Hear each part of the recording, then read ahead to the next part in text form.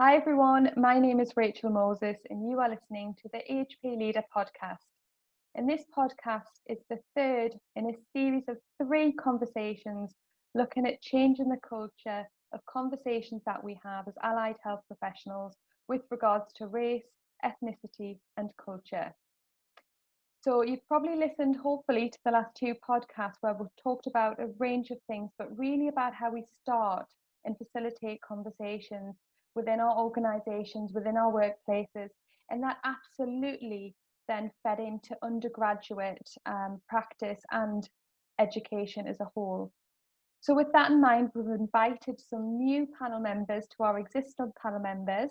And I want to start by just asking everyone to introduce themselves. So I'm going to come to Jackie first. Hi everyone, I'm Jackie. I'm a physiotherapist and a PhD researcher working in London within pain management. I see inpatients who have long-term pain, and my heritage is I'm Kenyan British. Thank you. That's brilliant. Thanks. Mariam.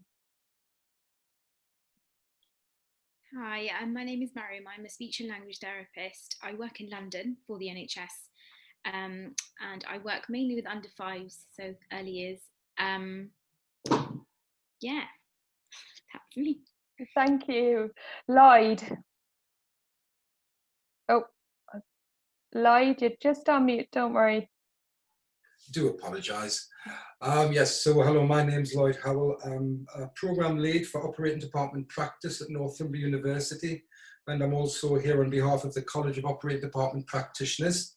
And my ethnic background, my dad was from Jamaica and my mother is from Glasgow, and I was born in Wallsend.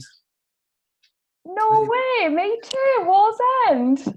Absolutely. Not also fellow Geordies, Alan Shearerland as well. Brilliant, sorry.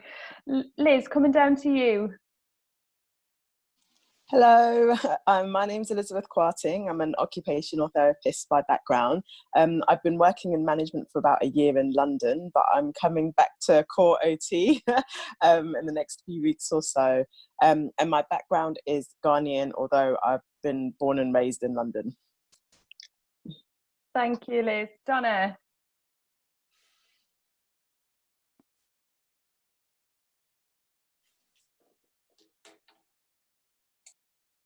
Sorry about that. Hello, my name is Donna Lafayette. My role is as an occupational therapist, currently working with older people with physical disabilities in Kent, in the southeast of England. This is a second career, so I also have a recent undergraduate experience as well, which has been helpful in terms of the current situation. And in terms of ethnicity, both of my parents were born in the West Indies, but I was born here. So I identify as Black British, but I also identify more broadly as Black African Caribbean in terms of a global diaspora as well. Thank you, Donna, and thank you both for joining us from the BMOT network group. That's amazing. Thank you. Kieran. Hi, I'm Kieran and I'm a second year physio student at the University of Winchester, and my ethnic identity, I guess, is Black British. Thank you. Ilya. Hi, my name's Ilya Nadi. I'm a speech and language therapist. I currently work with adults in the community across North London. And I'm also here as part of the SLT Time team. So we're another podcast, which is a group of speech and language therapists from ethnic minority backgrounds discussing issues around race and ethnicity within our profession. My ethnic background is Yemeni, Indonesian and Pakistani mix, but I was born and raised in Britain, in UK. Thank you, delighted to have you. Larry. Afternoon, everyone. I'm Larry Koyama. I am a physiotherapist by profession. I currently work at the Chartered Society of Physiotherapists as Head of Implementation. Ethnicity-wise, I was born in Sierra Leone, actually raised in England, but I generally refer to myself as Black African. Though I can also tick the Black British box. Thank you, Larry. Laura. Hi, I'm Laura Ledsford and I'm the Allied Health lead for Health Education England for the London region. And I would describe myself as white other, Canadian background. Thank you, Laura. Yetunde.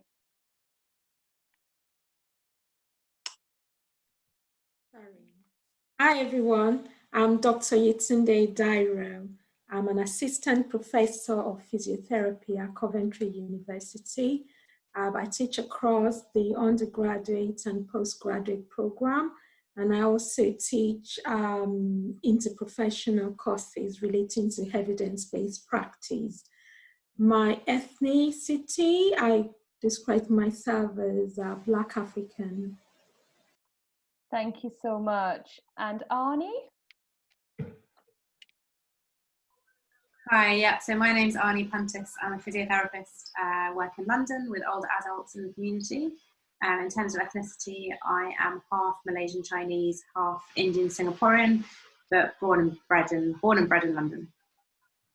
Thank you, Arnie. And Sarah Waygood has just joined us in the nick of time. Sorry about that. My internet decided to kick me out. My name's Sarah Waygood. I am a physiotherapist by background, and more recently a senior lecturer at St George's University, and I am a white British 40-year-old. Thank you so much. So we have got so much to talk about tonight. I'm going to keep my brief really, really short. So whose responsibility is it? We've talked about the problems that exist. We talked about how racial inequality and discrimination is ingrained in our professions. The statistics just don't show us that.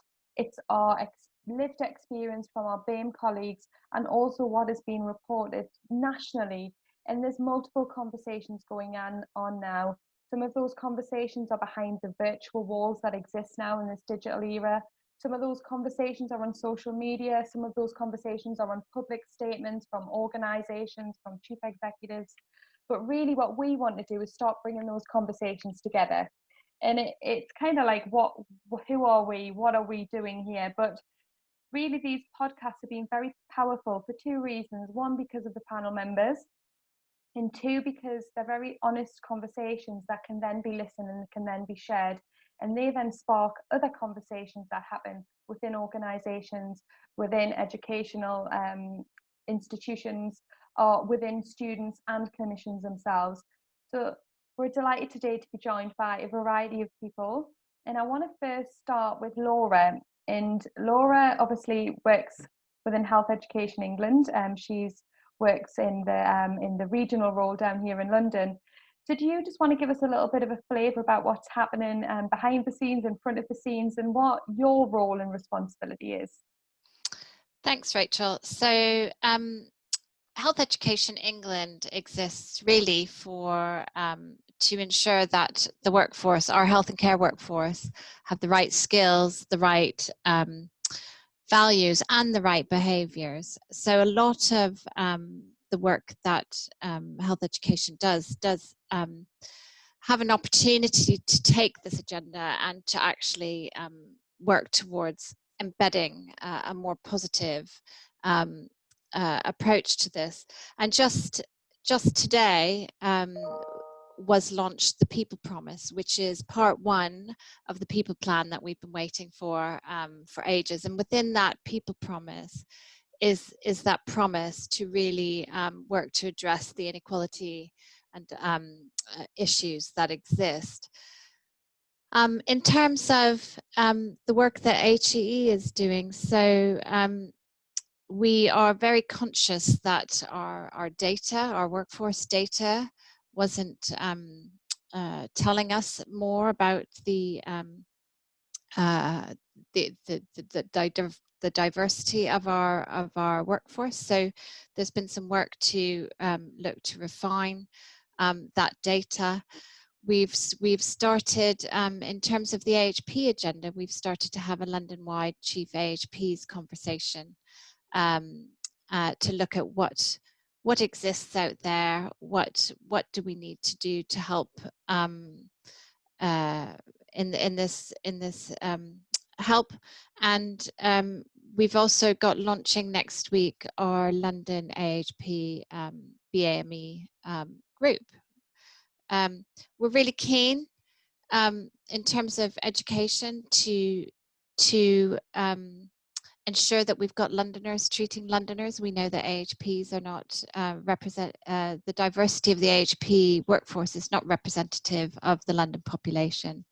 And so we really need to go out to what are now being called our anchor organisations, our trusts, to work with them around drawing in our local population to work in the NHS, to show that we can support anyone wanting to pursue a career in health, regardless of their social determinants of health, work, education, etc.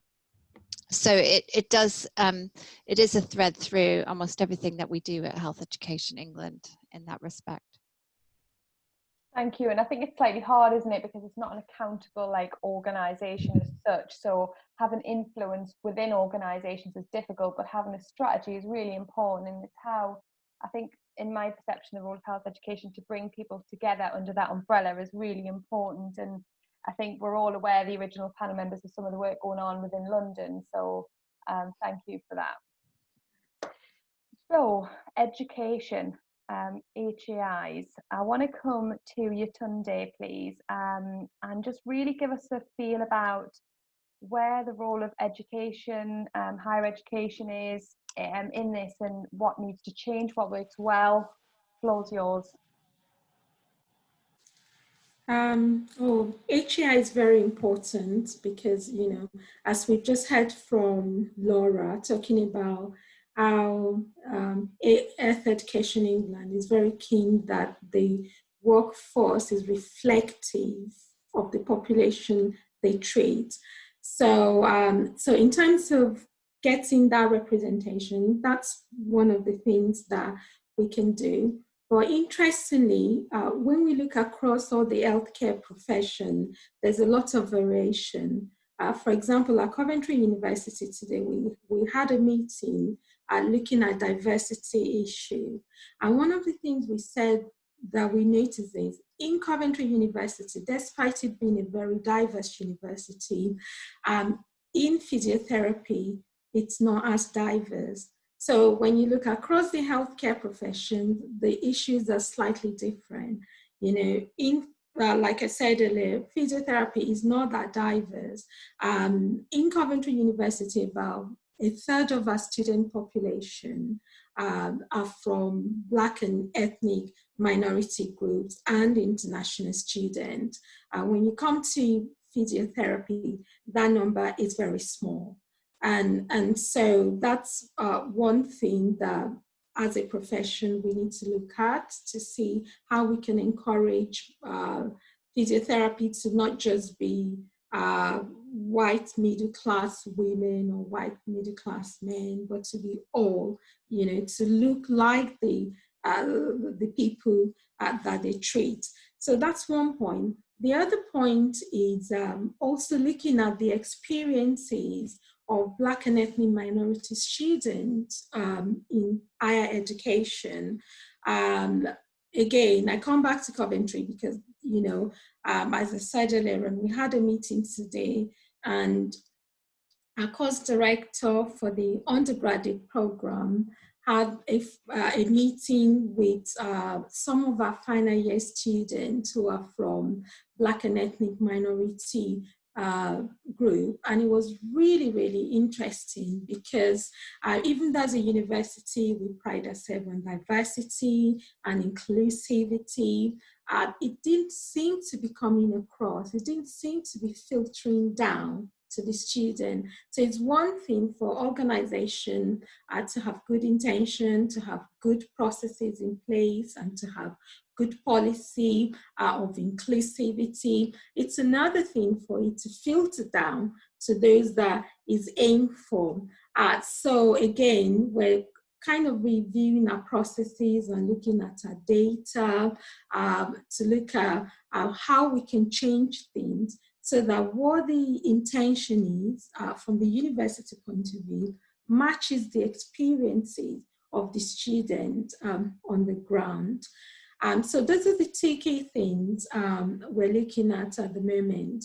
And from a personal point of view, from my experience, I think the one thing I would like to see as a physiotherapist is a more coordinated approach across the different higher education institutions in this country, and working with our clinical educators and looking at how we can improve the experiences of Black and ethnic minority students on placement. I don't think this is something we can do in isolation, like in silos.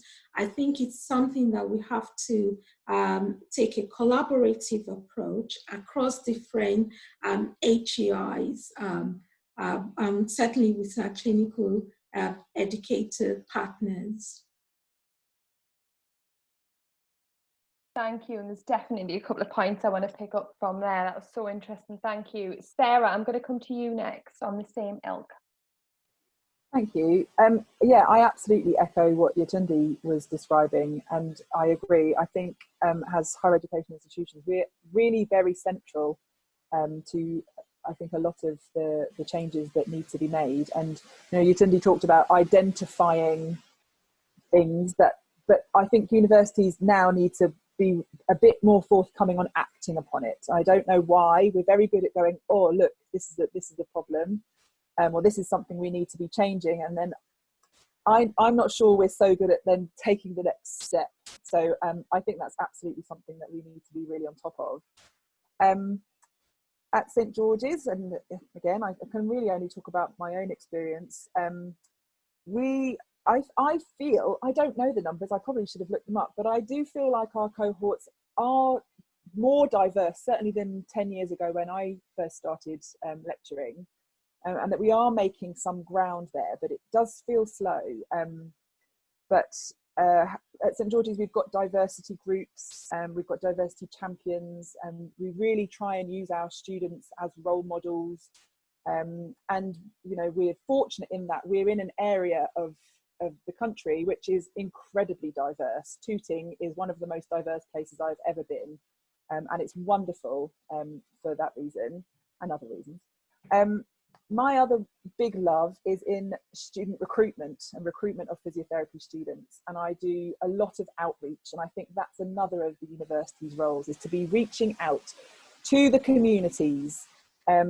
Because I think there is a gap. There is, you know, the white women and men, lesser, actually white women, still are the majority.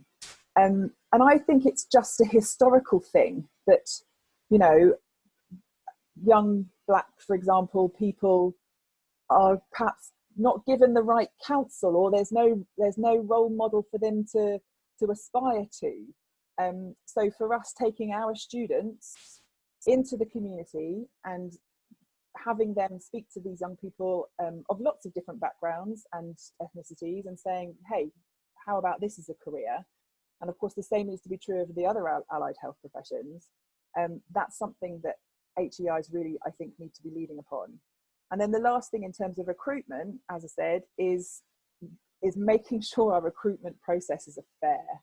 And we know, and I think it was Health Education England stats talked about the percentage of people from ethnic backgrounds who apply for jobs versus the ones who get them.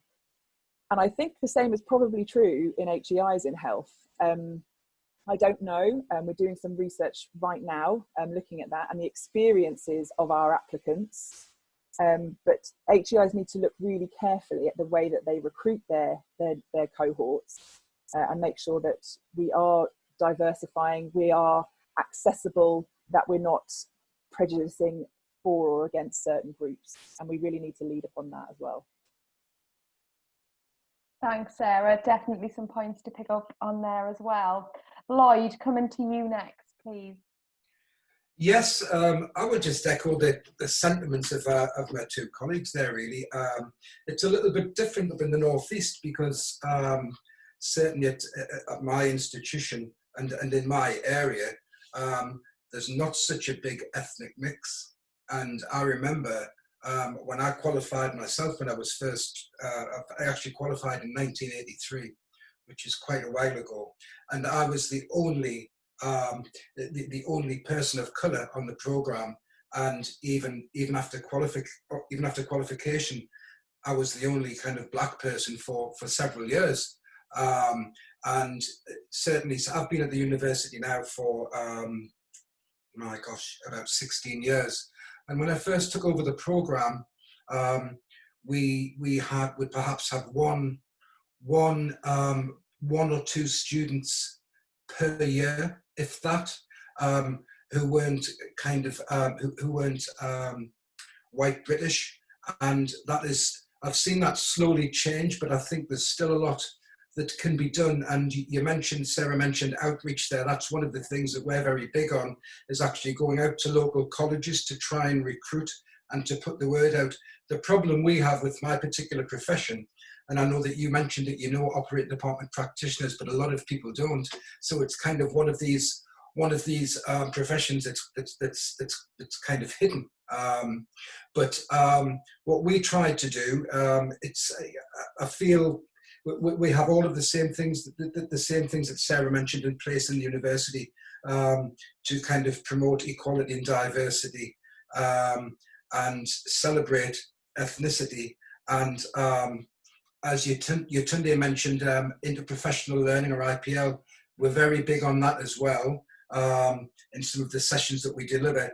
And I think that kind of helps a lot of the non-white students to actually feel part of the actual institution, because when they do the interprofessional sessions, you will see a lot of the students actually comparing and contrasting what they actually do with the likes of the physiotherapy colleagues, etc. And again, as Yetunde mentioned, it's probably the same in my institution. You don't see as many students from ethnic backgrounds going into certain professions. I think it's slowly changing, but I think we've still got quite a long way to go. And I think that we do all we can, not just my profession, the whole university as a whole, to try and promote that, as do the College of Operating Department Practitioners. So that's all I'd like to say. Thank you, Lloyd. That was really great. Thank you. And just for the record, you're surrounded by AHPs here. Just a massive thank you to the ODPs for their huge effort in the COVID crisis. And I absolutely don't think that's been picked up enough in media. So from the physios, the speeches, the OTs on the panel, definitely massive thank you. Yeah,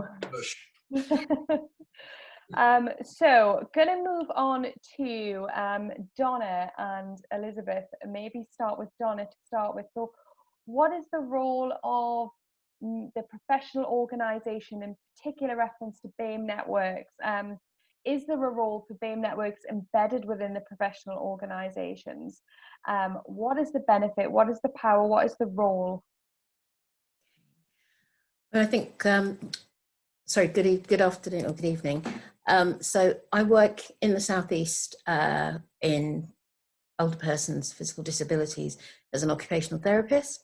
But as I said, this is a second career for me. So I've had a recent undergraduate experience to draw on. And despite being less than 100 miles away from London, I think what's really occurred to me here in terms of the role of a Black or a BME network in an area where there is very little visibility in terms of BAME people in allied health professions. I think it's very different to what I'm seeing happening in London communities, where people are very aware and the general population they serve is probably much more diverse. So I think the role can be specific and be different depending on where you are and what you're aiming to achieve. Certainly in terms of the membership, I think it offers a space, a safe space and a collective voice for people that may not have that in the institutions that they're studying in or the organizations that they're working in. And because they are balancing employment responsibilities and survival in terms of treading very carefully, it's easier to actually raise issues when you have others that understand your experience rather than trying to do it individually on your own. I also think though, and maybe this is a stage that I'm starting to hear in discussions now as the dialogue moves on, is that organizations are beginning to appreciate that BME network groups can actually be an asset for the organization and the profession itself. I think initially people felt that they needed to react and to respond, and then they needed to tack something on.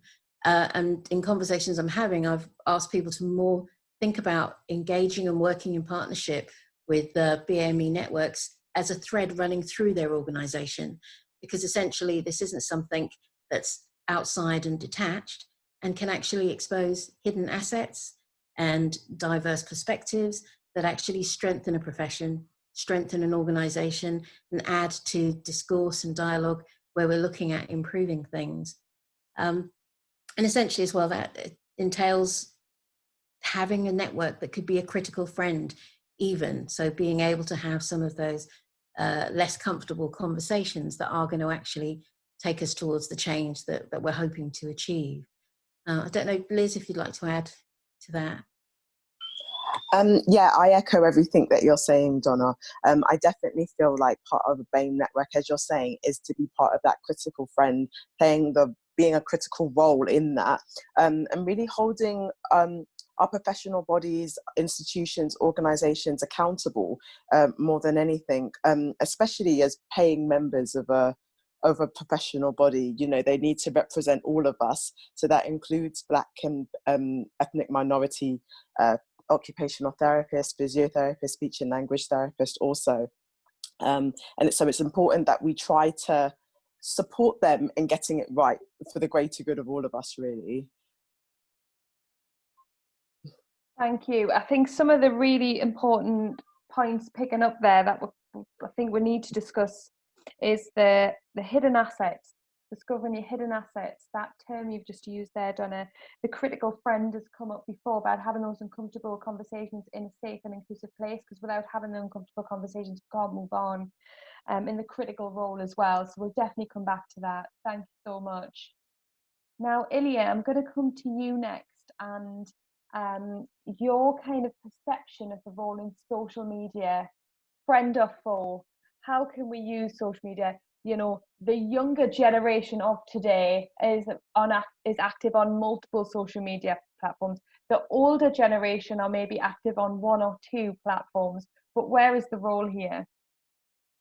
Yeah, I think I am representing the younger generation here. So I actually wasn't even alive when Lloyd qualified. So I think I'm a different world. But exactly the world that I live in and that I grew up in and I'm comfortable in is an era of instant information, constant news, and in like being informed of injustices happening, upsetting footage, traumatic stories coming out. It's impossible to avoid these things now. Everything is interconnected. As soon as something happens in the world, we find out about it.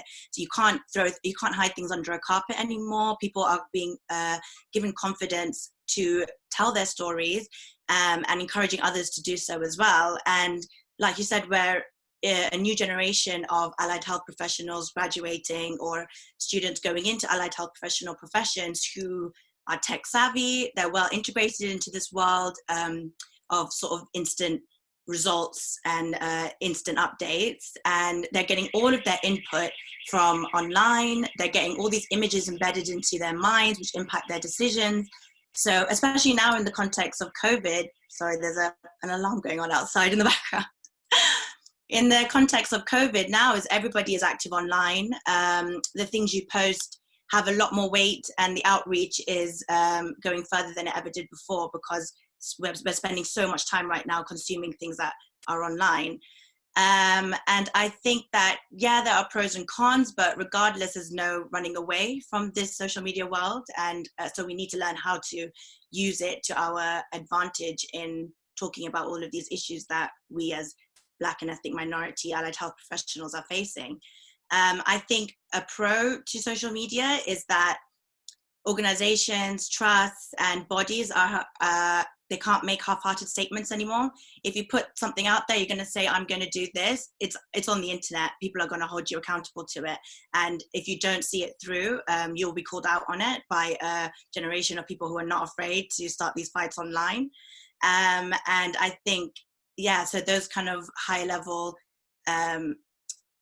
organizations need to learn how to navigate that, being transparent with everything they're doing, all the projects that are happening, things that exist that are available for people. So I know that there are things like extra fund or extra mentorship that a lot of universities and organizations have, but nobody gets that information. Nobody knows what's available to them.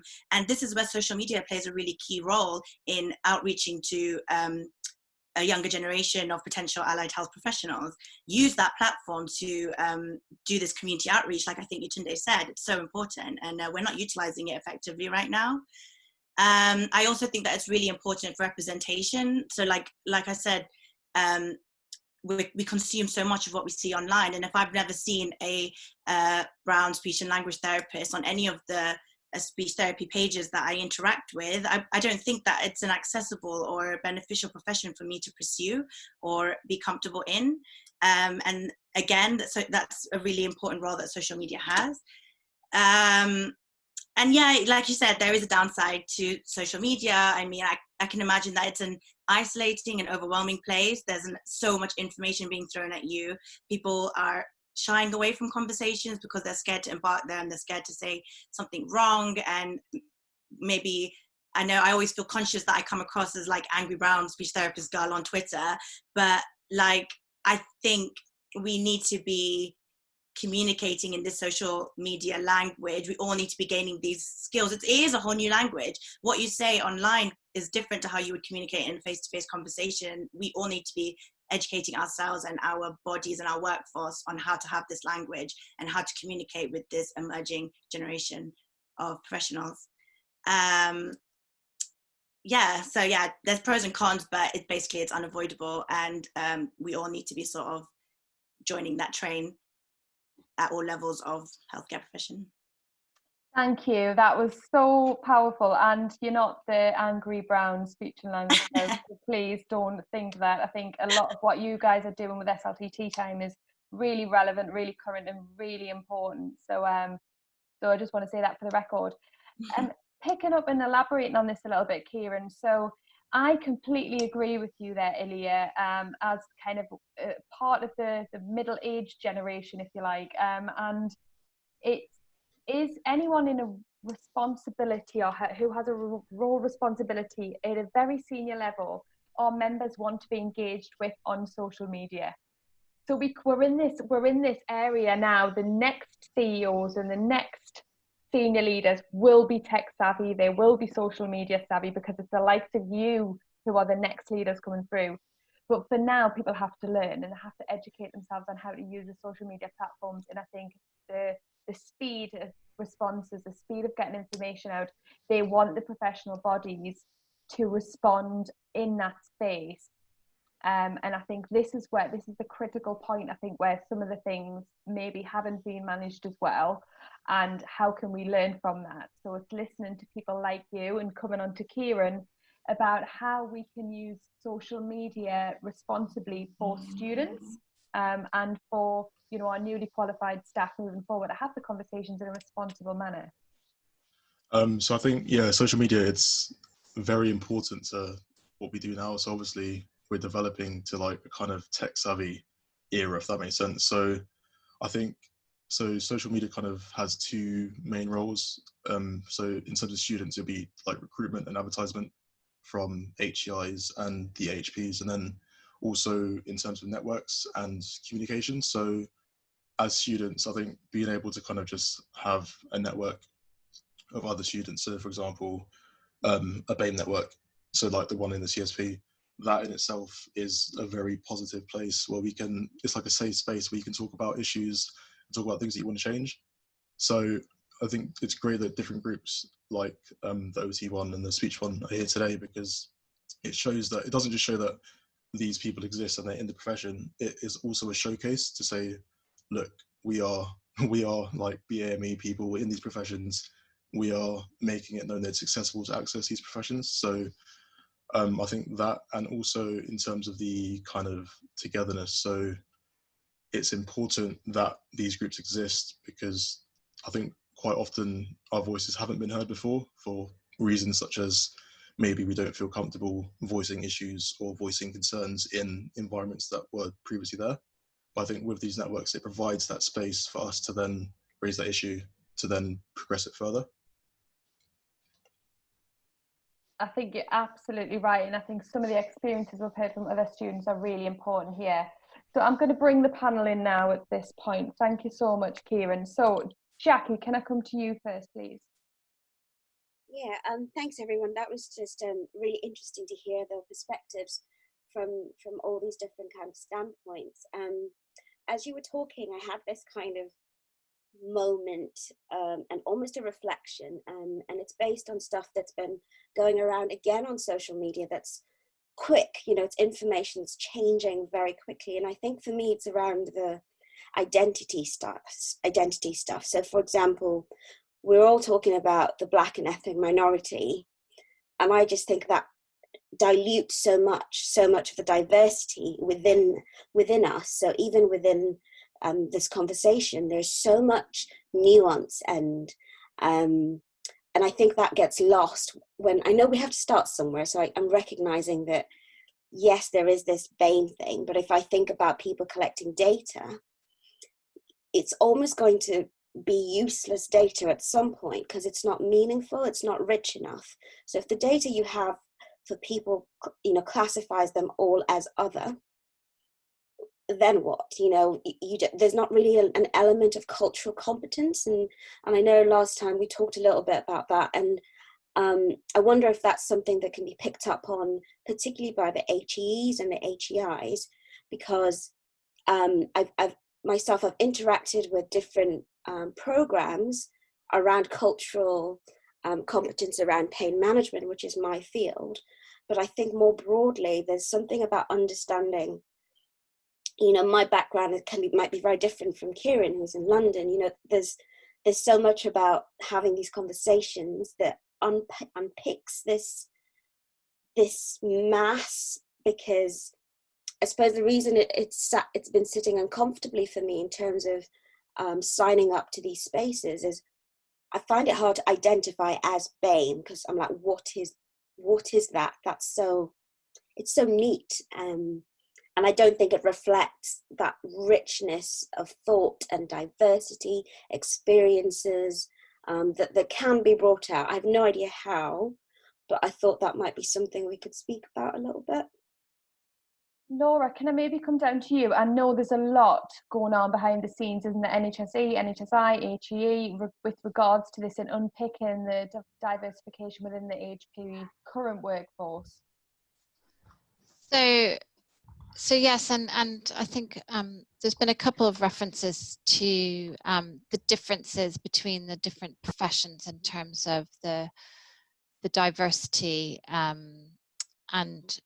and I think you're right. I think, you know, the data is data, but what does it mean? And I think it's a, you know, we're at a very early starting point, and I think there is real desire and real need to look at that data more in terms of making it meaningful and looking at it linked to patient populations, linked to leadership roles, responsibilities, but also I suppose helping us to target some of our work. But I think the big thing is that you know, we recognize for HEE that we used to have a separate, you know, for example, in London, a separate widening participation team.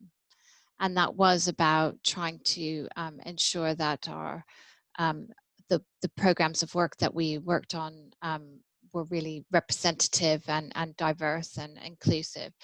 But actually, that is now our bread and butter for everything that we do at HEE. You know, it's not a separate program of work for every program that we look at now. We need to really consider this, and is it open? Is it accessible to all? And I think just going back to the data, it's about really highlighting those areas where we might be able to really open up opportunities or unleash some. What did you call it, Jackie? That richness of experience and sharing and leadership and role modeling and all all that kind of stuff. And I think in education, you know, on top of the cultural differences and I think sometimes the value that are put in different professions, as well as opportunities for various groups, you know, that those two things need to be unpicked a little bit more in terms of how we promote our professions, our understanding. I didn't know what an ODP was until 2 years ago, and I've been an AHP for 30 years. So, you know, and I know that, you know, so there's a whole load of stuff we can do, is what I'm saying. And for HEE, it's really working with the communities and our universities and our trust to really embed this in everything that we do. Thank you. Mariam, can I come down to you, please? Yeah, sorry, just a reflection whilst I was listening to everybody speak. I think really important to acknowledge as a starting point that all of us, including those of us who are non-white or BAME, call it what you like, are raised and nurtured within an education system from day zero that essentially encourages us to look at kind of a single norm of thought and experience, and to take that and work with that as a universal. And I think that I can't help but think that that is in part to blame for some of our blind spots, including for those of us who are from, you know, a non-white background. Like, we have to actively put the work in to imagine a world that could look different or be otherwise. And I think, I mean, it fascinates me how that plays out in healthcare, allied healthcare. But I think really a kind of a really integral starting point for me on my own personal journey has been exactly this point, just acknowledging that I have been raised and nurtured in an education system that really does universalize and kind of encourage me to look at the world with this prism of a single thought and experience being the norm and the universal, which and I think to acknowledge that the people who are teaching and designing these courses and training the future generation of allied health are you know, that they are falling prey to this just as much as everybody else. In fact, probably more so, because the large majority of teaching staff within universities are middle class white people. And so I think the kind of the beauty and the necessity of focusing on kind of lived experience as our starting point of how we shape this discussion and conversation, particularly with kind of any next steps, becomes just really vital from where I'm sitting, just because it's our only truth in terms of how we make sense of where our shortcomings are and what we need to do differently. Because I think when you look at data, you look at research, you look at statistics, all of it is coming from that prism and that starting point and that assumption of a single shared lived experience that's our universal. Thanks, Mariam. Larry, coming down to you, and then I don't know if anyone from our HEIs want to jump in. Thanks, Larry. It was just to just basically say I agree with everything that Mariam said. So before the conversation started and kind of as conversations went on, I asked myself the question that we're asking today, so whose responsibility is, and I kind of thought about it from different lenses. And I think part of this is acknowledging that it's a complex issue, and complexity requires different lenses. You know, often when we, you know, there's lots of different models, but when you take, for example, the iceberg model, when you look at things like that, you know, there are events and patterns which we tend to react to and tend to kind of, we can anticipate or maybe prevent in some ways. But sort of below that, then you've got underlying structures, which is, I think, what Mariam was touching on in terms of our education systems, the environments that we work in. And then there's the mental models which underpin some of those things. Now, we're not going to put the world to right straight away. We can try, but we're not going to fix those things immediately. But it's really important, and I think you've done that really well, Rachel, by kind of bringing different groups of people into the conversations, that we start to have those conversations, start to really understand what those structural things are that lead to the events that we're seeing. Some of that will be political, that we can't change. Some of those will be financial, which we can try and change, but will be difficult. But from within the healthcare system, the key things are going to be around education systems. It's going to be around how do we recruit people, how do we enroll and embed people within our teams. You know, there was a conversation earlier about when people apply for jobs, they're less likely to get the role as if they're from a Black, Asian or other minority groups. That is very true, but we also know that those that are successful have a much harder time in those roles. We know that when we look at some of the stats around who gets disciplinaries and who's less likely to, you know, be told that they haven't got the right skills, it's going to be some of those folks from different backgrounds. I also think there is an element of in the structures that we live in, you know, fortunately, unfortunately, responsibility comes with position, and I know there's some controversy around this, but I do believe that issues that are important almost need to become a board level responsibility.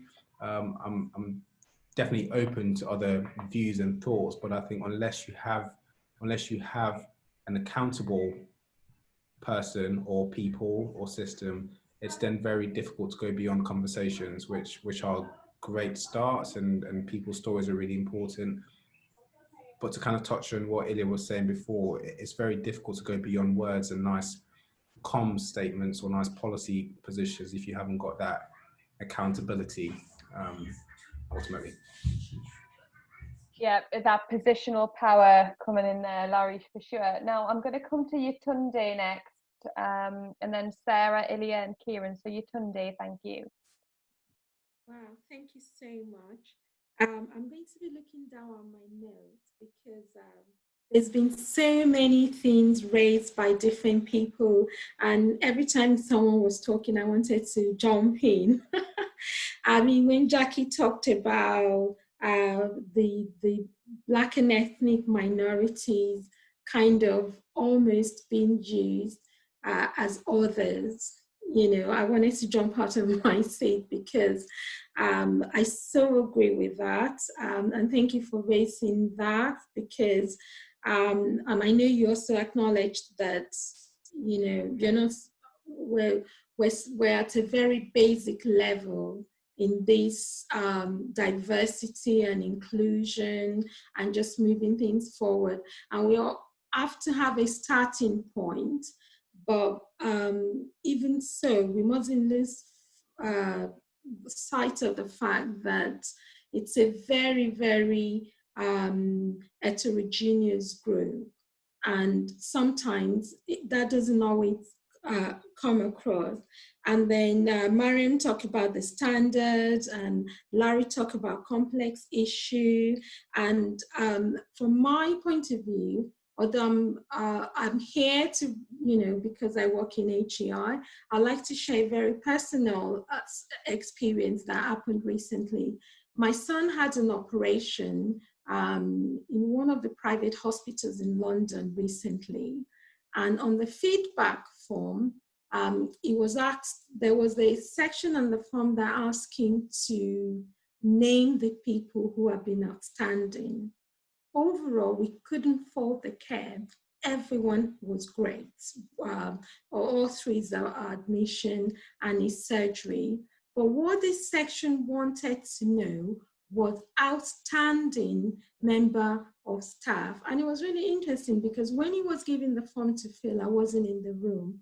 When I came back into the room and somebody came to collect the form, I just thought, I want to see the form before they take it away. So I looked at the form and I read out the names and I asked my son, I say, are these the people that have been outstanding to you? And his response to me was that, Mommy, those are the names that I could remember. And I asked him, I said, can you tell me, out of everyone you saw, who stood out the most for you? And it turned out that the nurse who stood out the most to him wasn't there. He hadn't written down a name because he couldn't remember her name because she has a foreign sounding name. And I said, before we hand in the form, I'd noted the name down because she was the night nurse and I thought she was fantastic. And so I wrote down her name. And so I brought out my notes and I gave it to my son. And I said, you need to put this name because she was really outstanding. And what this form wants to get is those who are outstanding. And it just kind of made me think, especially having a name like Yetunde, I'm thinking about how many times I've missed out on being recognized. You know, when I worked as a clinical physiotherapist, even now as a lecturer, how many times have people not put my name down on a piece of paper because either they can't remember my name or they can't spell it, and the ramifications of that, you know, I would never even know. And it just kind of brings to light the kind of struggle we face, you know, and that's not to say that we don't do anything. I think we have to do something. We have to look at changing how, you know, people, you know, how our healthcare professionals look, as I said at the beginning, when Laura said about the work they were doing in health education in England, the kind of data we collect, the people, our recruitment process, you know, the kind of way we support students on the program and how we support people when they qualify. It doesn't mean that there is nothing to do, but I think it just shades the uphill battle that we have to fight in terms of promoting inclusion and making sure that not only the workforce kind of reflects the community, but that people are rewarded and recognized, irrespective of what they look like, what they sound like, what their name is. If they're Yetunde or Laura or Sarah, they have an equal platform, if you like. Thank you, Yetunde, and thanks for sharing your experience there. I'm sure that will resonate with a lot of people, so thank you. Sarah, can I come into you, please? Thank you. Yeah, I'm just going to pick up on a couple of things. First of all, something that Jackie and Marion kind of alluded to, and they were talking about this kind of not having a universal and also, you know, not separating white and black and minority ethnic people, and that it's a much bigger and more diverse pot than that. And something that I didn't mention when I first was talking about the role of HEIs was about the curriculum and the way that we talk. And I was thinking about this today, the way that we teach. I'm totally guilty of this. I'm a respiratory physiotherapist. I teach about oxygen therapy. I talk about identifying when somebody's oxygen is low. They might be cyanosed. Their skin goes grey and their lips go blue. And I go, oh, unless they're not white, in which case you need to do this. And that, I think, are the sorts of changes that we need to be making, because straight away, somebody in my class who's not white feels, oh, well, I'm one of the others, right? And there's been a project going on at St. George's, a young black medical student who's been writing this booklet about, you're nodding, maybe you've talked about this in a previous podcast, about, you know, you look in textbooks at different rashes, and the picture of the rashes is on the background of a white skin, and of course it appears very differently on somebody who has skin that's of a different colour. But it just blows my mind that here we are, after how many hundreds of years of medical education, all of the resuscianis are white, all of the models that we use, or most of the models that we use, are white. And I was like, when I realised that, I was like, oh, perhaps it's more expensive to buy, you know, different coloured ones. But apparently that's not true, and they're not more expensive. So I've been told. So, you know, it just blows my mind that before now that hasn't struck me. And I think probably just highlights the white privilege that I have had. And I'm, you know, always striving to be more aware, and if there's, you know, Jackie, I don't know what the answer is, and what a better I don't even know what the word is, you know, what do we, it should just be British, or I don't know. And, you know, with you ask somebody what it's becoming, for me, more comfortable to ask somebody what pronouns they feel comfortable with. I don't know, maybe there's a way of asking somebody, you know, how they identify in terms of other things that make them that person. And the other thing that I think it was Larry that was touching on was about having people who are aspirational to them, and how and I read this statistic that in universities, the ratio of white students to white professors is about 50-1. And the ratio of black students to black professors is 2,000-1. So straight away, somebody who's black is going to feel like the odds are stacked against them if they ever want to be a professor in a university, in whatever profession. And the other thing that really struck me is this attainment gap. And I don't know if that's something that we might come on to, but there is an attainment gap, and it's something like 16% more white students will get 2-1s than non-white students. Sorry, Jackie, that's the statistics. As you said, they're rubbish. So if you don't get a 2-1, you can't do a master's. You're probably not going to get a job as a lecturer. So if you were aspiring to be, you know, an aspirational university lecturer, already the odds are stacked against you. So that's why kind of going back, I think, to real grassroots, doing the outreach, having those role models, really identifying where those gaps are and why they're happening, why there is an attainment gap, and getting right down to the you know, the bare bones of where we then build from. I think it's a big job, isn't it? It shouldn't be, but it really is. Thanks, Sarah. I'm going to quickly come to Marion before I go to Kieran on that. Thank you. Sorry, just really quickly, I just thought it was, thank you, Sarah, for those examples. I thought they were really illustrative in terms of, you know, something really tangible that we can hold on to, recognise and relate to how we, how this difference is actioned in practice, in terms of, you know, different skin colours, different skin tones being recognised, and things being represented differently.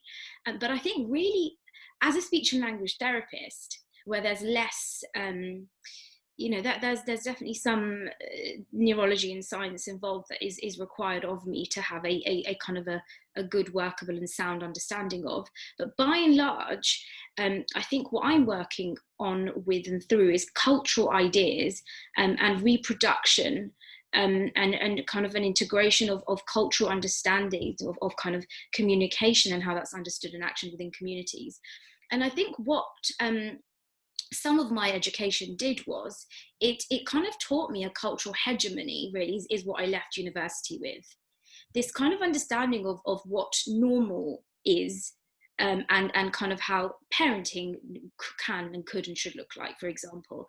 And as I say, as a non-white person who's now been a speech and language therapist for nearly 4 years, it has taken me about this long to kind of actually recognise that that's something that I'm doing on a daily basis, where I'm an agent of cultural information that I'm reproducing within my authority and capacity, and kind of sharing as gospel with the people that I work with.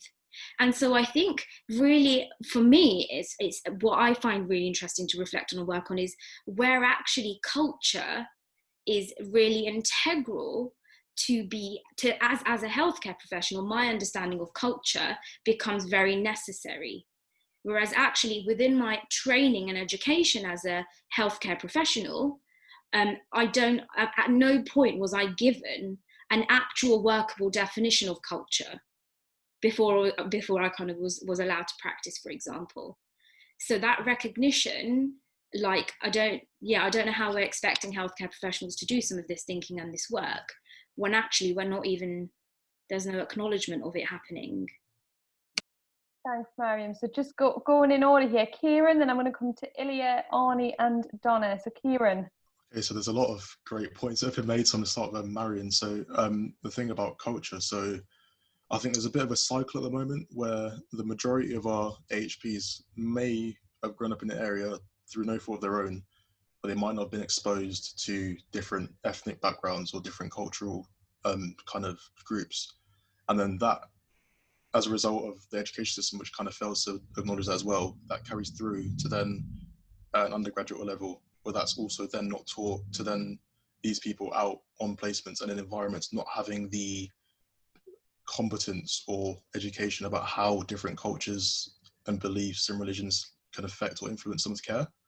So I think as universities or HEIs, we have, like, that's the time to do it. Well, I think we should do it from a really young age, but I think this is a key time where we can start to introduce these ideas to people, because if you've never come into contact with people from different environments and different backgrounds, and you don't know why something might be viewed differently from their perspective, it is potentially disastrous, I think. So I think we should start, if people aren't being equipped with these ideas, let's teach them, basically.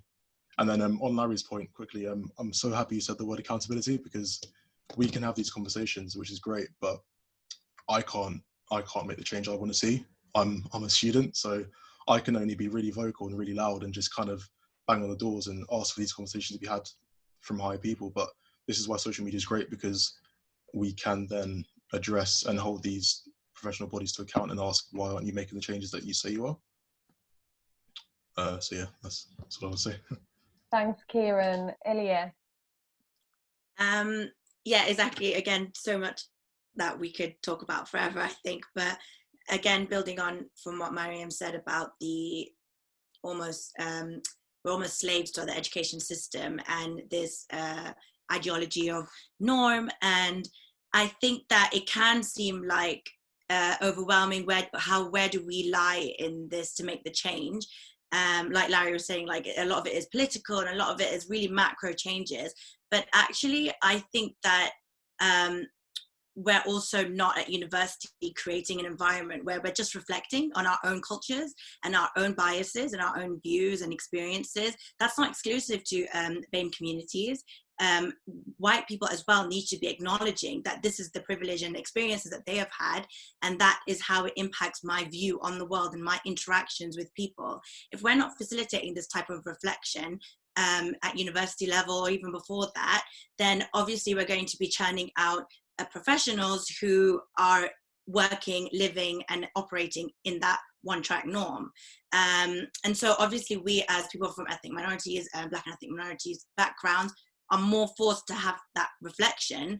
But I think it is the job of universities, lecturers, practice educators to also be having spaces in universities for that self-reflection for all students on working in healthcare. Because once you build on that self-reflection, you become more equipped with the communities that you're working in. The only way to learn about culture is to be confronted by it, to be confronted by experiences that are different to your own, constantly engaging in these conversations. And we just don't have spaces for that at university. They're not given to us. There is opportunities to, but we don't take them. So yeah, that's something that I want to say about the education system. The changing it doesn't have to be so revolutionary right on the streets. We can easily implement that into our curriculum this year.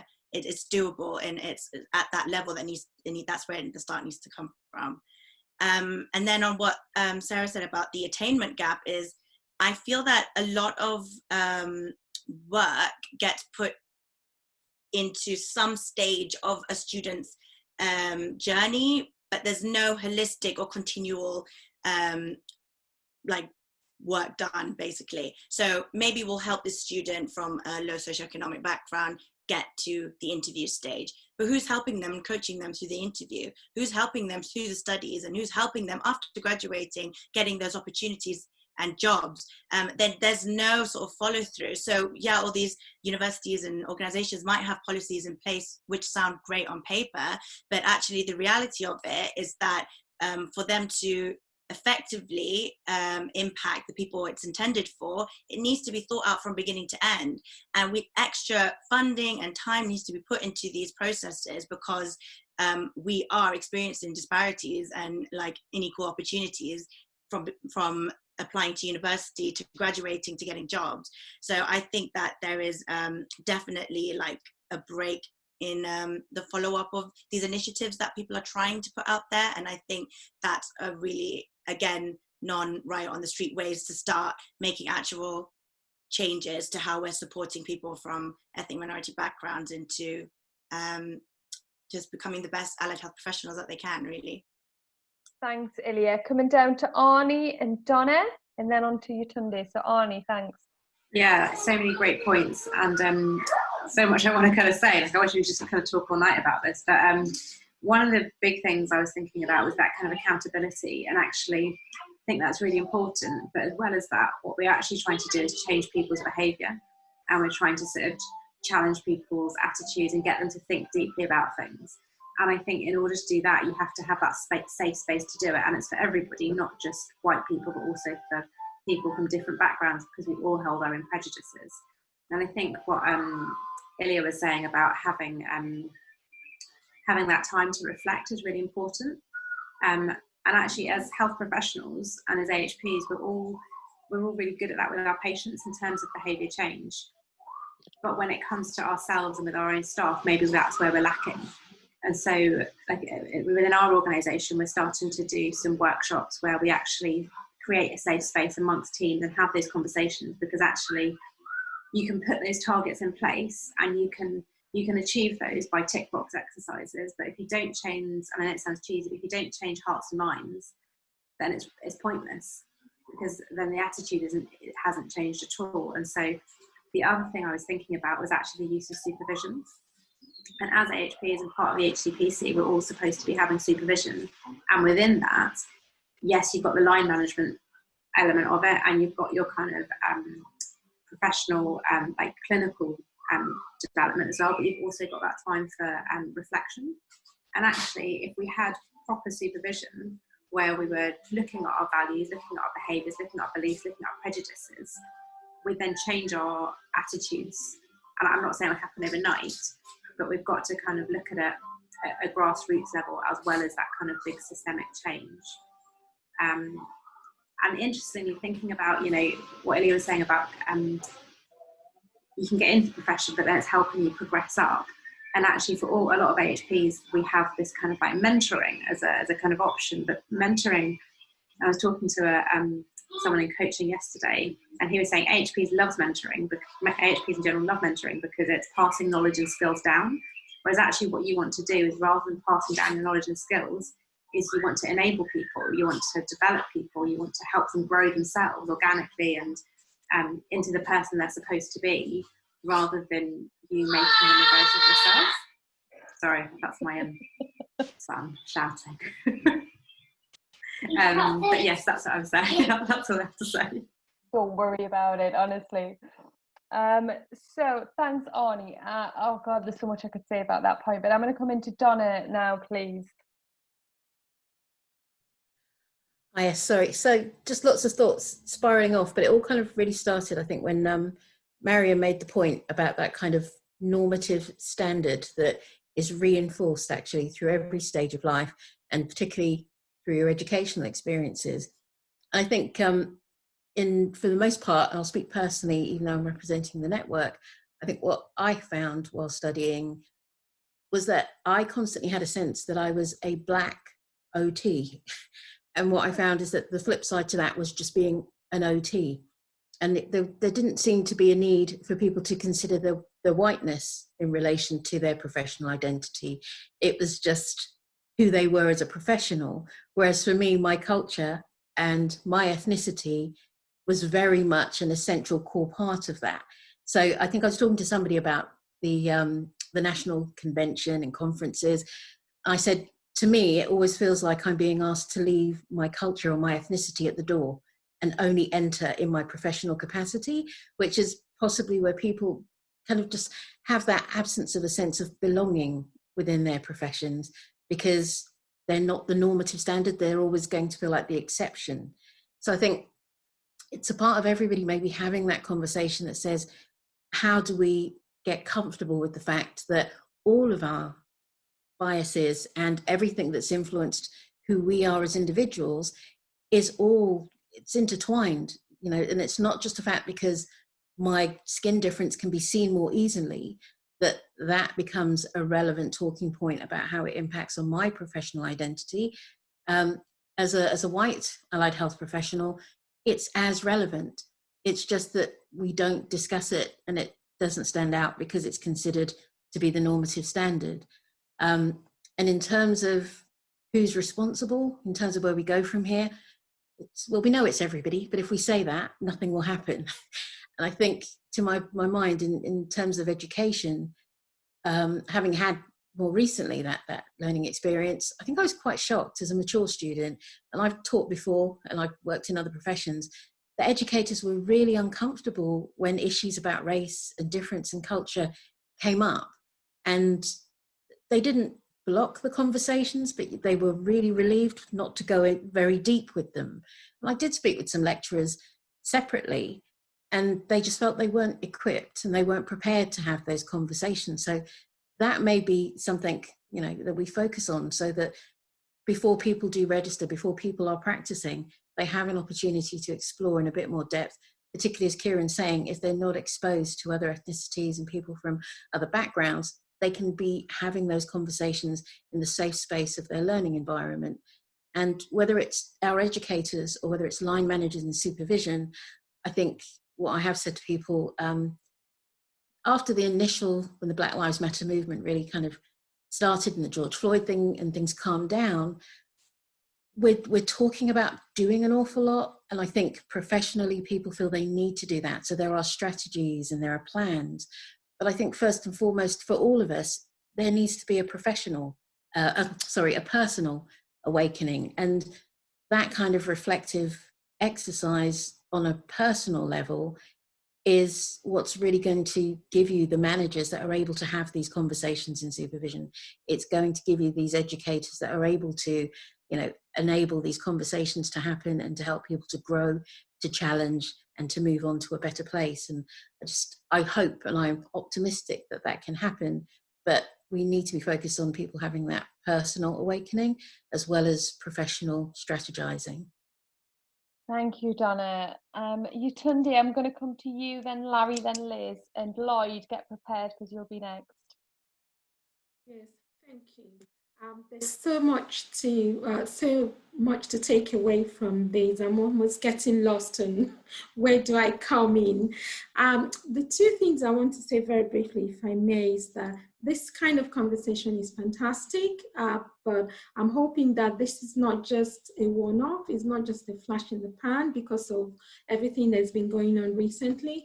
I'm hoping that this kind of conversation will be, is come to stay, and we will be having it on an ongoing basis, because like looking at all the things that everyone have said, the one thing that is really striking is that this is a complex issue and it does need to be looked at in a lot of different way. Someone used the word earlier on, looking at it through different lenses, and I think that's just absolutely spot on. The other point I'd like to make is that this kind of conversation needs to involve everyone. Today I said at Coventry University, we had a meeting this morning. It was only a handful of us that were there, and there was only one person who was not from a Black and ethnic minority background. So in essence, all the members of staff who are non-white were at the meeting. And, you know, when the minority, and I was thinking to myself, where's everyone else? So if we're going to make any meaningful change, it's got to come for everybody, and we've got to involve everyone in this type of conversation. Thank you. Thanks, Yetunde, and here for sure. Larry, coming to you next. Hi, thanks. I just want to pick up on a couple of points really, and again going back to the question of who's responsible. I think we've talked about HEIs, and I just wanted to reflect on a conversation I've had recently with a colleague of mine, someone I really respect actually, just around the lack of research, for example. So I've been involved in a few conversations at different levels where we've talked about what is the level of inequality or what's the challenges that people face, and the answer has been, actually, when we have looked, and this is from honest people who are genuinely interested, the answer has been, actually, we have really tried to look and there is a lack of research. And so there is something there about, there is a responsibility there around research, in terms of who creates the thoughts, who creates the policies, how a policy is made.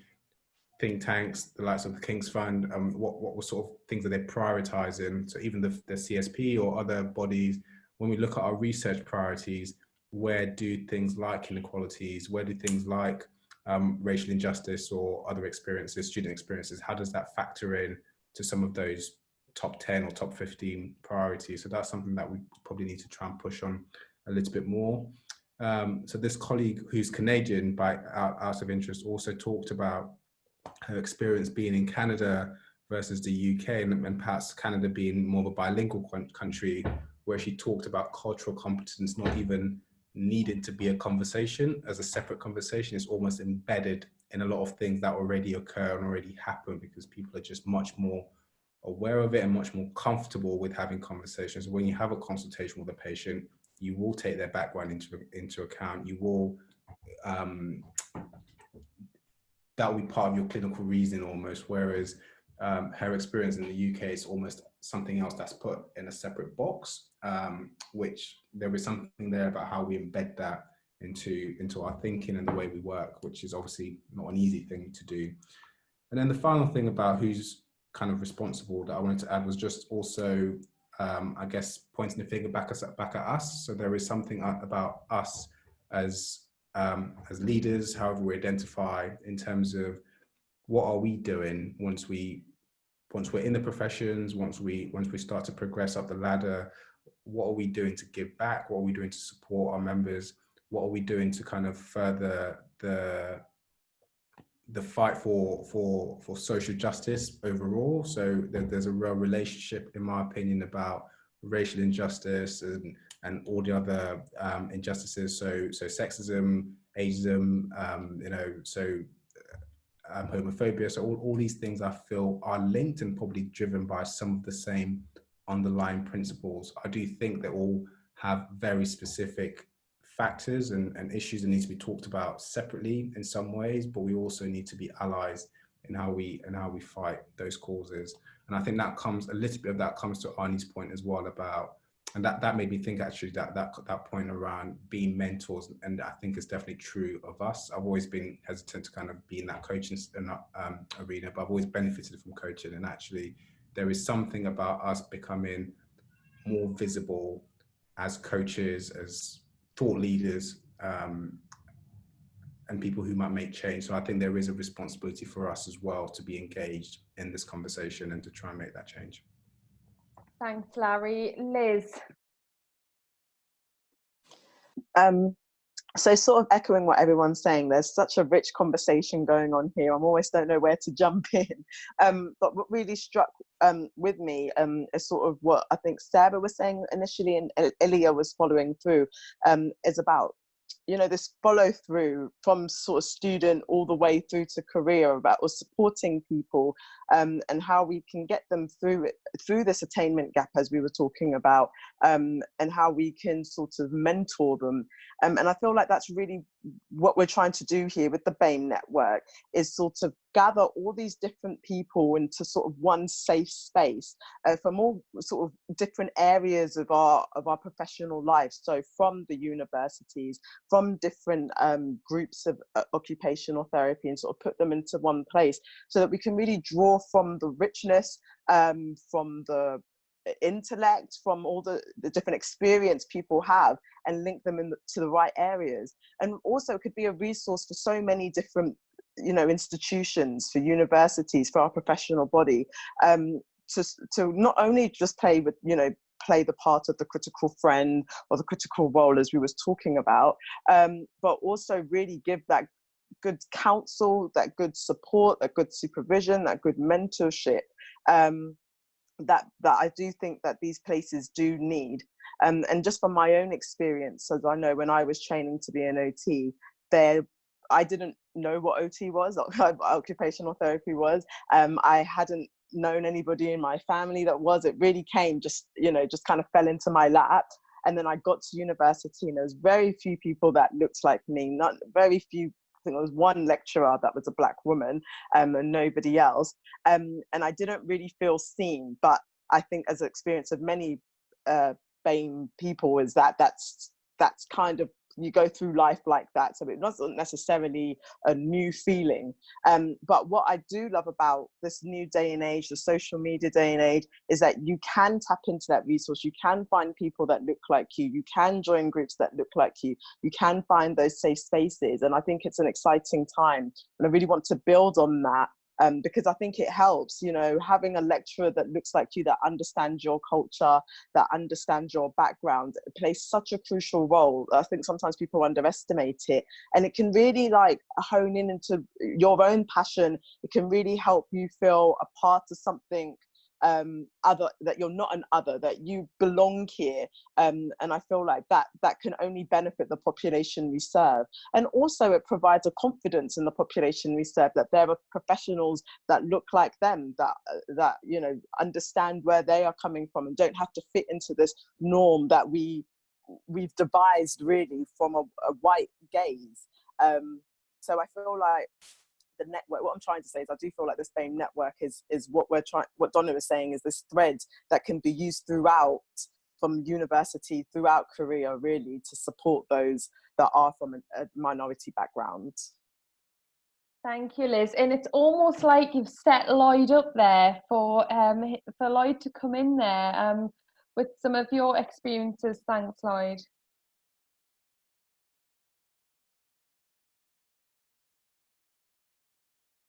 Mute my mic. There we go. Can you hear me now? Sorry about that. Yes.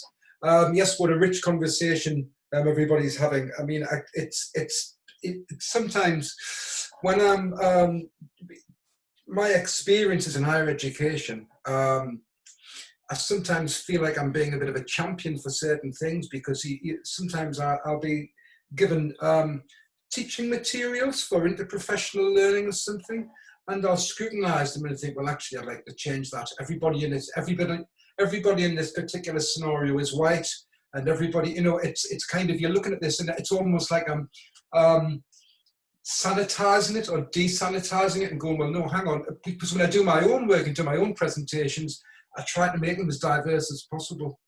And it's something that it's something that I continue to do, and I'm sure my other black colleagues do as well. But I do find another thing working in higher education, and it's been commented upon, one of the things that we do, and I'm sure they do in other institutions, is peer review, where you'll actually watch somebody teaching and then give them some feedback. And the way in which I might deliver a session on equality and diversity will be completely different to some of my white colleagues, because I'll kind of perhaps push the envelope a little bit, if you like, and actually challenge things and encourage open conversation between the students. Whereas I think that sometimes some of my white counterparts, colleagues, will probably think, well, actually, I don't want to go too far because I don't want to offend somebody, and I better just kind of keep a lid on it. Whereas I'm quite happy to say, look, let's have honest and open conversation, and that kind of, I think that helps to let the conversation flow, and people actually confront some of the challenges and some of their prejudices, and some of, you know, we all have prejudices. It helps them to kind of confront them and discuss them openly and honestly in a friendly atmosphere. But I do think we've got so far to go to kind of try and get other colleagues on board. And it's like when Yetunde was saying about the BAME meeting, or, you know, other meetings I've been to, where you tend to find most of the faces are dark faces, and you think, well, where's everybody else? Why can't we get to the people? And I'd like to know, you know, I think one of the challenges we're facing, I don't have the answer, is to try and get that inclusivity, to try and get a broader field of people, so that we can kind of, because it's only through kind of educating them that we're going to kind of move things forward. Otherwise, the sessions you get from me on equality and diversity, or you know, I'm putting my own words, are going to be great. The sessions you get of someone else might be really kind of very safe and just kind of, you know, taken out of a textbook kind of thing. Whereas I can give like real life experiences, and I will stop talking. But for example, my name Lloyd Howell. I can phone someone up at a local trust, somebody who doesn't know me, and I'll say, oh, I'm going to pop in and visit the students, blah, blah, blah, and they say, I look forward to seeing you. And then when I actually turn up at the trust and see them, they look at me in surprise because they think I didn't think you were going to look like that, and I can see it in their face, you know. And it's even been said to me before, you know, oh, I didn't think you looked like that. You're not what I was expecting, you know, which is kind of a bit of a veiled kind of, oh, is that an insult or not? Anyway, I'll stop talking, but the conversation is great. Thank you. No, Lloyd, that's so powerful, and we have had that feedback from our students with typically British names as well that turn up and the face on the educator, and that starts their whole placement. That lack of that realization that they're either not good enough, or they're not what was expected, or they're not in the perception, they're not the mirror image of the clinical educator. So therefore, they're already working against a barrier. They're already working with challenges that white students don't have, and then the educators put something else in front of them that is an additional barrier, and that changes their authentic self. For that student. And it's the same with new starters. It's the same when people go for interviews as well, and they've got traditional British names, if you like what even is a British name? It's I mean, you could say that about my surname isn't typically British, so but what does that say about me? So it's a really interesting conversation that we could go on forever about, and I'm really conscious about time, so we've been talking for well over an hour now, but I don't want to have the last word, and I want to come round and offer everyone their final thoughts and opinions. For me, for those white young leaders listening to this conversation, if you're new in your profession, what can you do? We've heard a lot about understanding culture, and it's not wrong to reach out to your colleagues and your students of colour to ask and inquire about their heritage, about their cultural background. That is the right thing to do, but you have to understand your own first. And it's about identifying with yourself and understanding where your white privileges come from and what that means to you is really important. And that's not for other people to teach you. Having those open conversations, like Lloyd said, in an unconfrontational manner, in an inclusive space, is the only way people will learn. But you know, people from Black, Asian, minority ethnic backgrounds are living this their whole entire career, and we need to be really mindful and respectful of that. And this is where reaching out to the BAME networks is becoming an ally, an authentic ally with meaning, and saying, how can I help you? How can I support you as a white ally in being anti-racist? Understanding the microaggressions that exist and what that means for your colleagues and your friends, because they will become friends. So for me, that's what I want to say to the white new leaders out there, and reach out to people like me, mentors within your workplace who get it, who really want to make a difference, because they can help on your journey, and it's about being bold. So I'm going to come round as to people who I can see. If you have nothing to say, that's totally fine. But if you want to have a finish point, please do. Ilya, coming to you.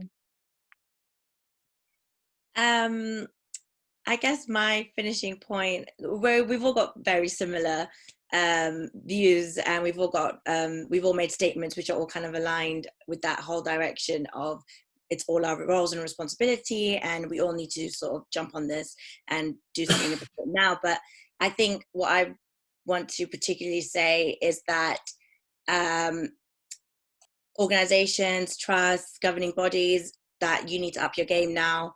That there is a emerging generation of allied health professionals who are looking for direction, looking for support, and looking for answers. And I know that they're not out there, but it's time that we are being transparent with what we're doing, and we are connecting to these emerging allied health professionals and providing them with the right support that they need. It's just, there's no excuse now. We're so interconnected. There are people within these organizations who are paid to do this. This is outreach, this is policy work. So we need to start prioritizing that and really kind of putting our words to action, and making sure that we're just nurturing a generation of allied health professionals who are reflecting, who are self-aware of their role in as a professional and in society as a human being, but also safe spaces for Black and ethnic minority allied health professionals that to confide and have these conversations in. Thanks, Ilya. Kieran. Okay, so I think it's great we've had all these conversations because we've been able to talk about our experiences and what we think needs to happen. But I think now we need to be asking like our governing bodies, like, what are you actually going to do? Because we've talked about everything, but it's now, what changes are you going to make to highlight or to address the issues that you found? Because I think statements and policies and stuff are great, but they're only great if they're upheld. So we need to kind of understand or gauge, like, what are they going to do now? And if they have trouble working that out, consult us, because I think we'll be able to help. Thank you, Sarah. I mean, I came to share some of my thoughts and my experiences, and actually I'm going away with more knowledge and feeling just a continuation, I think, of my journey. And I think what is really struck with me is the kind of collective voice from everybody that, you know, we want to be having these uncomfortable conversations and be an advocate for somebody, provide those safe spaces. And I do avoid those conversations because I don't want to offend anybody, and that's been the wrong thing to do. So even that little change for me personally, I hope will make a big difference, and I absolutely will continue to really push at my institution for changes, and exactly what Kieran has just alluded to, that it's not just lip service, and we turn our promises and our policies into real tangible changes. Thank you. Yetunde.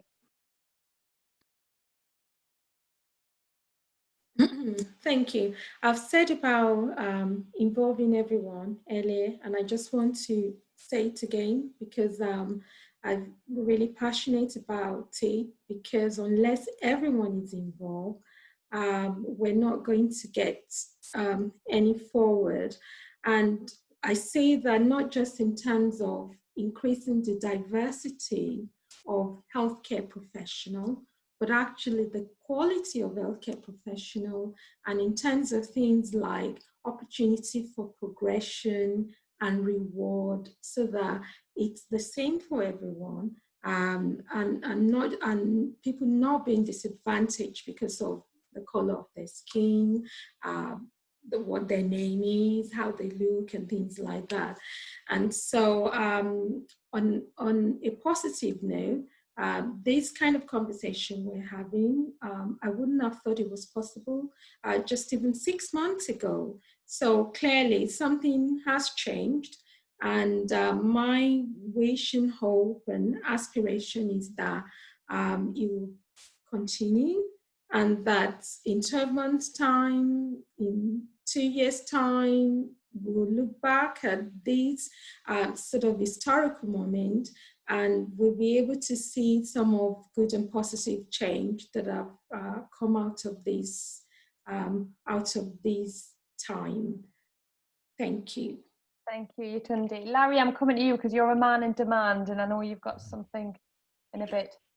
Thanks, Rachel. I think the only thing I want to say really is thank you, Rachel. I think everyone else is going to probably say the same things, but I just want to say thanks for the efforts you've made in the last few conversations and the meetings, and kind of bringing this to the fore. And hopefully there will be some really productive, meaningful outcomes from it. Yeah, Larry, for sure. Thank you so much. Mariam. So many thoughts, and I'm terrible at summarizing, but I'm going to have a go. So I think, I have been reflecting quite a lot on kind of, when we think about change and what does change mean, and kind of who makes that change and who's responsible, right? Some of the conversation discussion we've been having today. As a Band 6 speech and language therapist within the NHS, the kind of the access to power that I have in terms of creating and supporting systemic change is, probably fairly limited. But I think where my power does sit is in kind of my ability to kind of understand my own value added to the position that I occupy within the healthcare system and the families that I seek to support, work with and serve essentially, and the communities that, I exist within, both as a healthcare professional, but also kind of on a personal note. kind of my ability to recognize those and own those and use those to contribute is my power. And I'm going to own it unapologetically. And I think that in itself creates systems of change. It might be small change, but it's the power that I have, and I'm going to exercise it without kind of feeling like it's not enough, or actually it's kind of, you know, it's what I've got, so I'm going to use it to the very best of my ability, is essentially what I'm trying to say. And I think that fear of being different is something that holds people back. People, at least it held me back for a long time. And I think being unapologetic, firstly taking the time out to kind of reflect on who I am and what I bring to the situation and my work, is that in itself is a privilege, and I recognize that as such. Because it's not one that was ever encouraged by kind of my education or kind of my training or any of those experiences. So kind of, I definitely would recommend people help within healthcare who are not white to firstly just do that for themselves and recognize that's not going to be kind of facilitated or supported in any meaningful way. And then own that difference, put it to some good use, and that's how the leaders of tomorrow are going to be different. We have to be able to reimagine healthcare. We have to be able to reimagine how we can do this. And I think as people who sit on the margins of society, we are best placed sometimes actually to do some of that radical thinking, because the status quo isn't one that serves or supports us. Therefore, we're going to be less inclined to think, let's just keep things going as they are. But it does require some courage and some confidence, and it's scary. It can be very scary. So kind of look to people who inspire you and you know, just be unapologetic in owning who you are. I think the last thing that I'd really like to say is, you know, we live in a world of kind of, you know, systems of oppression and generally, you know, that there is marginalization in our societies at large. But I think recently I was deeply inspired by Angela Davis and her kind of saying that, you know, this is a moment of possibility. And I took a lot of hope from that personally. And I really hope that that's kind of as a final thought, if we can all recognize this as a moment of possibility, perhaps that tells us something about a future that we can reimagine and be proud of. Thank you, Mariam. Liz, coming to you. Firstly, thank you for letting me be a part of this. It's been really, really informative, really, really good. Similar to what Sarah was saying, sort of going away with a lot more than I anticipated. I think for my final comments, it's that there's always a good time for change. There's always a good time to make things better. And I definitely feel like we are at a point of reckoning right now where we can make all these amazing changes for the people that are coming up. And sometimes it can feel quite overwhelming seeing all the different things and different areas that need work on. But I would just encourage people to find the thing that they're passionate about and get involved in that, because you know, there's always going to be something, but you find your bit and you work on that, and you'd be surprised at the changes that can generate. So yeah. Thank you so much, Laura. Hi there. Yes, I'd like to echo the others and say thank you for inviting me tonight. And although, you know, I'm here in an HE capacity, but actually, you know, I'm here for me too. And I think, like Sarah, was nervous of having these conversations. I can talk to you forever about HE and the work that we're doing. But to have conversations around this is very difficult. And I know that we need, you know, I need to look to you to help us have those conversations across London, and to ensure that, you know, we can, you know, we're touching on these conversations at every stage of you know, if you go through the lifespan, because, you know, we need to talk to kids, but we also need to talk to parents, and we need to talk to friends who have friends that have kids, and people looking at second careers and all that, you know, all the various different groups of people, and have those conversations about opening up opportunities both for careers but also for career progression. So I just wanted to say thank you, everyone. Thank you, Donna. To echo what everyone else has said as well, it's been a really useful, really informative evening as well. And to me, really positive to see that there's a really common sense of wishing for things to be better across the allied health professions. Just in terms of final thoughts, I think a message to allied health professional leaders, those that are coming through, my message would be, don't shy away from that discomfort. If it feels uncomfortable, you're on the right track. But utilize the people and the resources that are around you to help you navigate through that process. But it is a difficult issue that we're all dealing with, so it isn't going to be comfortable, but hang in there. In terms of some of the measures that are in place, I would just say we tend to use the words diversity and inclusion interchangeably, but I just encourage people as well not to be too focused on the data and getting more brown faces and black faces and recruiting people. We also need to be making sure that we're creating the conditions that will retain our staff from BME backgrounds, where people feel comfortable and that they're not working in hostile environments. So it's about more than just increasing the appearance of diversity. It's about what happens when they're there.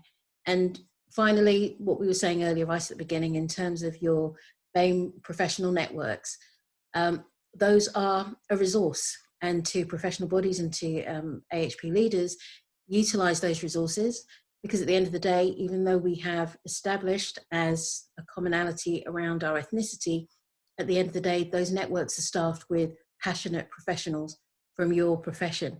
And they, like you, want things to move to a much better place than where they are now. Thank you, Arnie. Yeah, so just to echo what other people said, thank you so much for inviting me to be part of the panel. And to be honest, I was really hesitant about whether I should do it or not at the beginning, but I'm so glad that I did. I suppose in terms of final thoughts about whose responsibility is it, I would say it's all of our responsibility, but also we need to be brave. And like Donna was saying, we need to be prepared to be vulnerable and be okay with that. And it's through that sort of discomfort that you're actually able to grow, you're actually able to learn. And it's about finding people that you can have those conversations with and be really open and honest and have those challenging conversations and feel uncomfortable and have the realization that you might have been getting something wrong for a long time and then work out how you change from that. So I suppose, yeah, my final words would be brave and be vulnerable. Thank you, and I'm so glad you came on. I forgot about that. Thanks, Arnie. We're so glad you came. Jackie. Yeah, I promise I have not been planted at all. But my kind of final thoughts are around this idea of bravery. So I'm currently reading a paper that's been sent to me by colleagues over in Australia who are working on this within the academy. And it's called From Safe Spaces to Brave Spaces. And it's a new way to frame dialogue around diversity and social justice. So really this idea that's being pulled through from everyone that it's all it's unnerving conversations. They're not comfortable, because if they were comfortable, we would be status quo.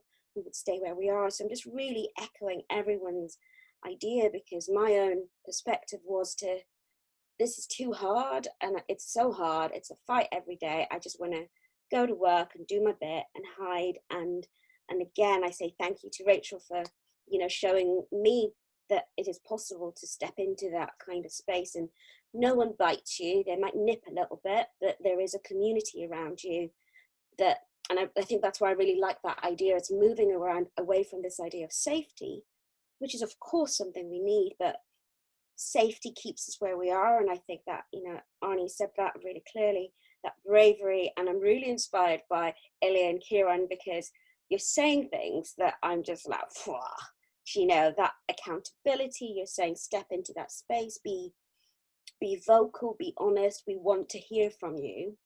And that's just something that in my entire career, that has not been a position I've been able to take or felt able to take. So I'm just so grateful for you two for kind of just highlighting that there's passion out there.